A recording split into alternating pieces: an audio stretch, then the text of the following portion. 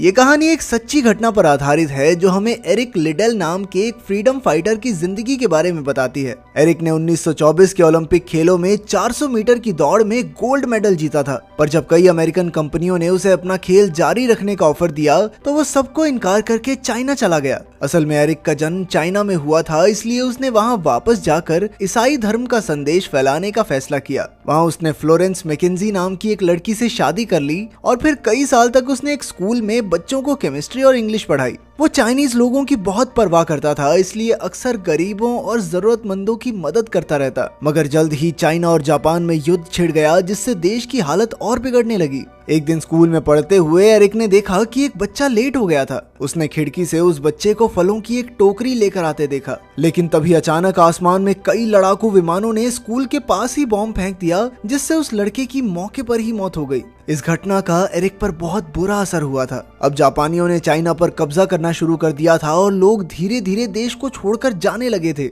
Eric की पत्नी Florence और 2 बेटियों ने भी कनाडा जाने का फैसला किया, पर एरिक चाइना में ही रुक गया। उसने जाओजांग में एक नौकरी ढूंढ ली ताकि वो जरूरतमंदों की मदद करता रहे। फिर जाने से पहले फ्लोरेंस ने एरिक के एक दोस्त यू को एरिक का ख्याल रखने को कहा और आखिरकार वो बच्चों के साथ कनाडा के लिए निकल गई। कुछ देर बाद एरिक और यू घर वापस लौटे तो उन्होंने देखा कि जापानी फौज ने उसका घर तहस नहस कर दिया था। मगर तब भी एरिक दुखी नहीं था और भगवान से हिम्मत देने की प्रार्थना करने लगा। अब उसके पास रहने की कोई जगह नहीं थी तो वो अपने स्कूल चला गया, जिसे रिफ्यूजीज के लिए कैंप में बदला जा रहा था। यहाँ एरिक ने दुखी परिवारों से बात करके उन्हें हौसला दिया। वो हर सुबह सबको दौड़ के लिए ले जाता था ताकि युद्ध के माहौल में सबका मनोबल बना रहे। एरिक की अच्छाई और दयालुता से उसके आसपास के सभी लोगों में उम्मीद जागती थी। एक दिन दौड़ते हुए एरिक को सड़क पर जाओ नाम का एक लावारिस बच्चा मिला। एरिक उसे भी अपने साथ स्कूल ले आया और उसे अपने बच्चों की तरह प्यार करने लगा। उसने जाओ को पढ़ना लिखना सिखाया ताकि वो अपनी जिंदगी में कुछ अच्छा कर सके। फिर एक दिन एरिक को कनाडा से फ्लोरेंस का खत आया, जिसमें लिखा था कि उसने एक फूल सी बच्ची को जन्म दिया है। उसे देखकर एरिक की आंखों में खुशी के आंसू आ गए। फिर शाम को एरिक ने अपने रिफ्यूजी दोस्तों को इकट्ठा करके अपनी बेटी के जन्म का जश्न मनाया, जिससे चारों ओर खुशियां छा गई। फिर एरिक ने यू से उसके परिवार के बारे में पूछा तो यू ने बताया कि उसका भाई शैशवैंग शहर में एक हॉस्पिटल में काम करता है और उस हॉस्पिटल में दवाइयों की सख्त जरूरत है। मिशनरीज का सारा पैसा खत्म हो चुका है और मरीजों की हालत दिन ब दिन बिगड़ती जा रही है। उनका दुख सुनकर एरिक से रहा नहीं गया और उसने अपनी आखिरी अमानत यानी अपनी पुश्तैनी घड़ी बेच दी। फिर कुछ दिन बाद एरिक और यू ने रात को छिप कर एक हॉस्पिटल से जरूरत की दवाइयां खरीदी, क्योंकि जापानी फौज ने दवाइयां खरीदने पर भी रोक लगा दी थी। खैर अगले दिन वो अपने ट्रक्स भरकर शाशवैंग के हॉस्पिटल की ओर निकल पड़े, लेकिन अचानक रास्ते में वो जापानी चेक पॉइंट पर आ पहुंचे, जहां पर हर एक चीज की जांच की जाती थी। जब एरिक और उसकी टीम को गार्ड्स ने रोका तो एरिक ने उन्हें एक पुराना अखबार दिखाया, जिसमें उसके ओलंपिक्स में गोल्ड जीतने की खबर छपी थी। गार्ड्स ने उससे पूछा कि वो चाइना में क्या कर रहा है, तो उसने कहा कि वो स्कूल टीचर है। ये सुनकर गार्ड्स ने उसे जाने दिया। आखिरकार उन्होंने हॉस्पिटल पहुंचकर मरीजों के लिए दवाइयां पहुंचाई। फिर कुछ समय बाद जापान और यूएस के बीच भी जंग छिड़ गई। इधर एरिक किसी की शादी में गया था कि जापानी फौज ने वहां आकर सब कुछ तबाह कर दिया। फिर एरिक और वहां मौजूद सभी लोगों को जेल कैंप में कैद कर दिया गया।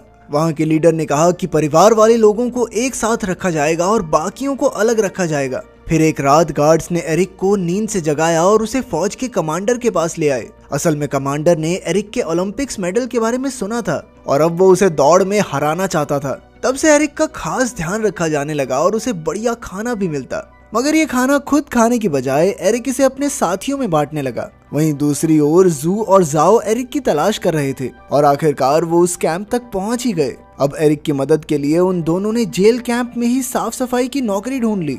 एक दिन जब एरिक बच्चों को केमिस्ट्री पढ़ा रहा था तो अचानक उसने जू और जाओ को काम करते देखा। तब जू ने सामान से भरा बैग एक टावर के नीचे चिपका दिया और रात को एरिक छिपकर उस बैग को उठा लाया। जब उसने अपने साथी कैदियों के सामने बैग खोला तो उसमें ताजे फल और सब्जियां देखकर सब खुशी से नाचने लगे।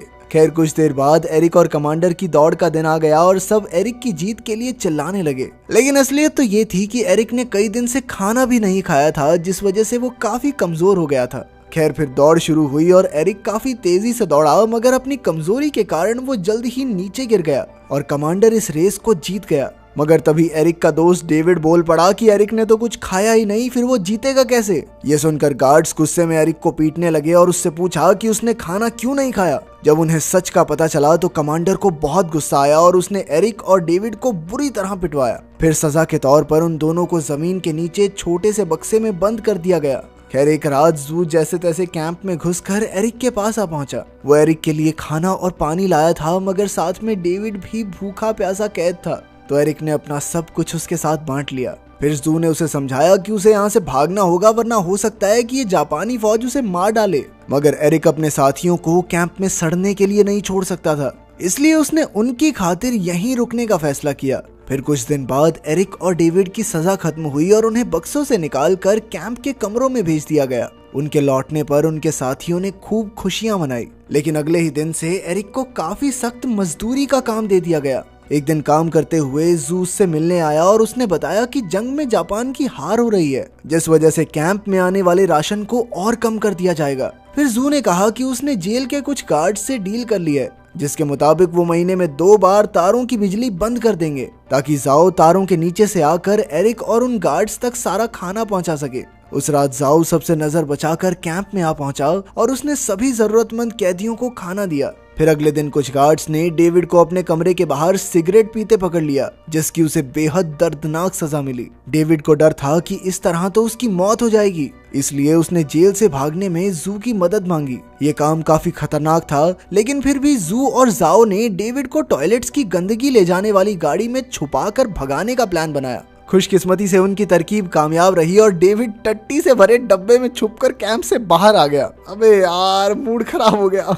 जब कैंप में गार्ड्स को डेविड के फरार होने की खबर मिली तो वो गुस्से से तिलमिला उठे। कमांडर ने वहां मौजूद हर एक कैदी से डेविड के बारे में पूछा, पर किसी ने भी ठोस जवाब नहीं दिया। तब उसने ह्यू नाम के कैदी को उठाकर जमीन के नीचे बने बक्से में कैद कर दिया, ताकि उसकी सजा देखकर बाकी कैदी सच बोलने लगे। अब कैंप में सबकी मुश्किलें बढ़ती जा रही थी। एरिक की तबीयत भी धीरे धीरे खराब होने लगी और उसकी नाक से अक्सर खून बहने लगा। वहीं ह्यू को काफी समय तक कैद रखने के बाद उसे वापस कमरे में भेज दिया गया, लेकिन अब उसकी हालत भी बहुत ज्यादा बिगड़ चुकी थी। उसे जल्द से जल्द निमोनिया के इलाज की जरूरत थी, मगर किसी को समझ नहीं आ रहा था कि उसकी मदद कैसे की जाए। पर एरिक ने हिम्मत नहीं हारी। उसे पता लगा कि कैदियों में एक डॉक्टर भी है, तो उसने डॉक्टर के साथ मिलकर ह्यू की खूब देखभाल की। लेकिन जल्द ही उन्हें एहसास हो गया कि उनके पास जरूरी दवाइयां ही नहीं है। लेकिन एरिक किसी भी कीमत पर ह्यू की जान बचाना चाहता था, इसलिए उसने एक बहुत ही खतरनाक प्लान बनाया। वो फौज के कमांडर के पास पहुंचा और उसे दौड़ के लिए चुनौती देते हुए कहा कि अगर मैं जीत गया ना, तो कैंप के बाहर से दवाइयां मंगवाने की इजाजत दी जाए। पहले तो कमांडर ने उसकी चुनौती ठुकरा दी, पर बाद में उसने सोचा कि ये खाता पीता कुछ है नहीं, कमजोर सा हो गया, इसे तो बड़ी आसानी से हरा दूंगा मैं। इसलिए आखिरकार कमांडर दौड़ के लिए राजी हो गया। उसने एरिक को तैयारी के लिए 1 हफ्ते का समय दिया और एरिक बिना समय गवाए पूरी जी जान से तैयारी में जुट गया। बाकी कैदियों ने उसे खूब समझाया कि कमजोरी में शरीर से इतना काम लेना ठीक नहीं है, लेकिन एरिक अपने इरादे पर पक्का था। आखिरकार दौड़ का दिन आ गया, लेकिन किसी भी कैदी को दौड़ देखने की इजाजत नहीं थी, इसलिए वो अपने अपने कमरों में एरिक की जीत की दुआएं करने लगे। जल्द ही दौड़ शुरू हुई और सब अपनी सांसें थामकर नतीजे का इंतजार करने लगे। पहले तो एरिक धीरे धीरे दौड़ रहा था, पर जल्द ही उसने रफ्तार पकड़ी और कमांडर से आगे निकल गया। आखिरकार उसने जी जान लगाकर दौड़ जीत ही ली। अब शर्त के हिसाब से उसे बाहर से दवाइयां मंगाने की इजाजत दे दी गई और जाओ ढेर सारी दवाइयां लेकर एरिक तक पहुंच गया। उसे देखकर सभी कैदियों में खुशी की लहर दौड़ पड़ी।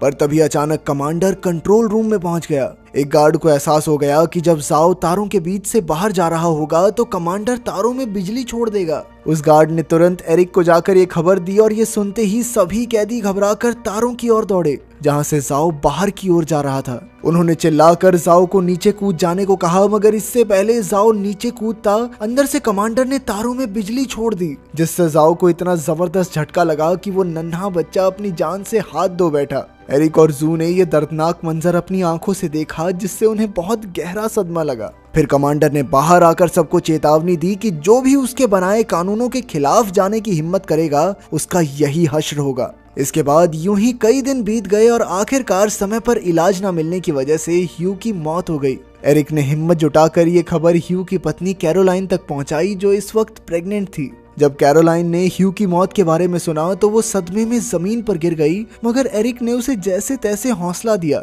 फिर कुछ दिन बाद इस साल के क्रिसमस पर एरिक को घर जाने की इजाजत मिल गई, लेकिन उसने कमांडर से बात करके अपनी जगह कैरोलाइन को घर भेज दिया ताकि वो बिना किसी परेशानी के अपने बच्चे को जन्म दे सके। आखिरकार एक दिन अचानक से एरिक की ब्रेन ट्यूमर की वजह से मौत हो गई। कैंप के सभी कैदियों ने उसे पूरी इज्जत के साथ दफनाया और उसके किए हुए संघर्ष को सलाम किया। वहीं जू ने भी कैंप के बाहर से रोते हुए एरिक को श्रद्धांजलि दी। एरिक के मरने के 5 महीने बाद ये खबर आई कि जापान ने युद्ध में घुटने टेक दिए हैं और अब वो सभी आजाद हैं। आखिरकार जिस दिन का उन्हें इतने सालों से इंतजार था वो दिन आ ही गया। उस दिन उन सब ने जश्न मनाया और अपने सबसे प्यारे साथी एरिक को याद किया। अगर वीडियो पसंद आई तो लाइक कर देना, चैनल को सब्सक्राइब कर देना। मिलते हैं अगली वीडियो में।